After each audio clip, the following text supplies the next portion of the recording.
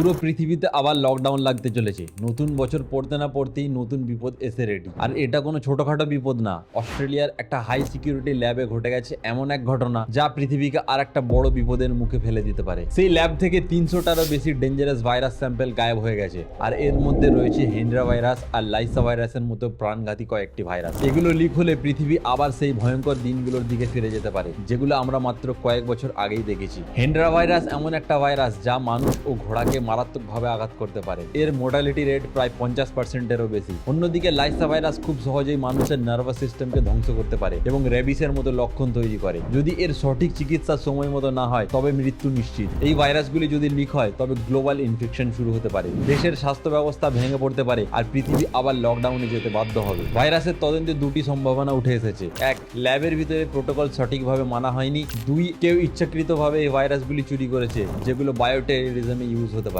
এই ঘটনাটা আমাদের শেখায় বায়োসিকিউরিটিতে সামান্য গাফিলতিও পৃথিবীকে বিপর্যয়ের মুখে ঠেলে দিতে পারে। আশা করি সবকিছু যেন ঠিক হোক, আর এরকমই আরো ইনফরমেটিভ ভিডিওর জন্য stay tune with the data.